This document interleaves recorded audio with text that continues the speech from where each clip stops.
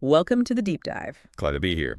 Today we're jumping into the Mughal Empire. It's a massive topic, shaped the Indian subcontinent for, what, 3 centuries? Easily, early 16th to mid-19th century, covering most of modern-day India, Pakistan, Bangladesh.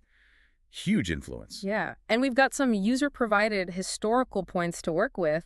Our goal really is to pull out the most impactful bits, give you a solid, quick grasp of this era. Exactly. We want to hit the key figures, the big achievements, the cultural impact, and also touch on why it eventually declined. Let's get into it. Okay, starting point. Babu, 1526. First Battle of Panipat. He founds the empire. Right. And his background is, well, pretty formidable. Descended from both Timur and Genghis Khan. Talk about pedigree. So he establishes the base. He does, kicks things off. But the initial expansion was rapid, setting the stage for his successors. It wasn't a slow burn at the start. And some of those successors are names everyone knows.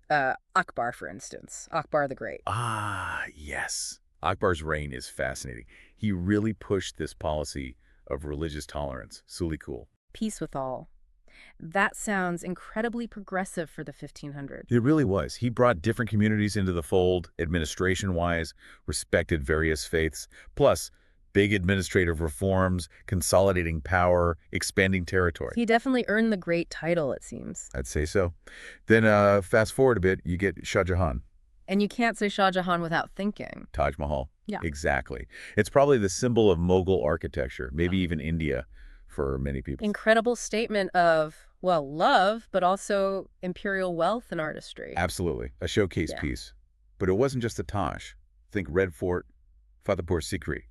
They were prolific builders. Okay, so we have tolerance and expansion with Akbar, architectural marvels with Shah Jahan, but then comes Aurangzeb. Right. And with Aurangzeb, it's kind of a paradox. How so? Well, under him, the empire reached its largest geographical size, maximum territory. Sounds like success. On the map, yes. Yeah. But his policies were much stricter, religiously speaking, more orthodox Islamic rule compared to Akbar's approach. And that caused friction. Significant friction. It alienated large groups, like the Marathas, the Sikhs. Yeah. Led to major rebellions, internal strife. So expansion on one hand, but weakening foundations on the other. Interesting. So holding it all together became harder. Precisely. It highlights that military expansion isn't everything if the internal cohesion isn't there. Let's talk achievements beyond conquest, though. We mentioned architecture, the Taj, Red Fort, Humayun's tomb, too, right? Stunning blend of styles. Definitely. Persian, Islamic, Indian influences all merging.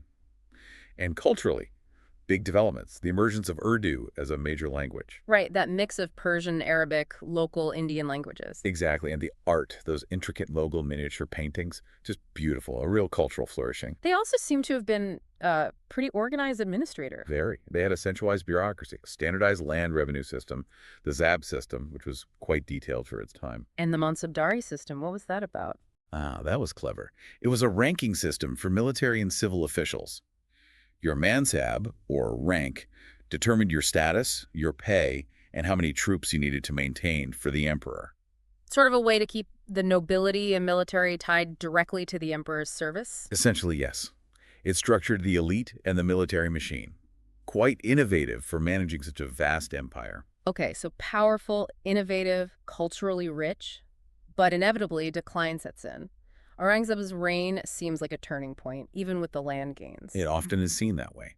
The internal rebellions he faced really strained resources and loyalty. And then after him? You start getting weaker successors, less effective leadership, plus more internal conflict. And external pressures, too, right? I remember reading about Nadir Shah's invasion. Yes, 1739, sacked Delhi. That was a massive blow psychologically and economically. And all this time, someone else is rising. The British East India Company. They were gradually expanding their influence, exploiting the internal weaknesses, the rivalries. So it's a mix of things. Internal decay, weak rulers, external invasions, and the steady rise of the British. It's a classic pattern for many empires, really. A combination of factors eroding the central authority. Until the final sort of symbolic end in 1857. The Indian Rebellion, yeah. After it was suppressed, the British exiled the last Mughal emperor, Bahadur Shah Zafar. And that was it. Direct British rule begins. The end of a major era. A very long and incredibly impactful era. The Mughals left such a deep imprint. Administration, culture, architecture. You still see it everywhere on the subcontinent. So let's summing up.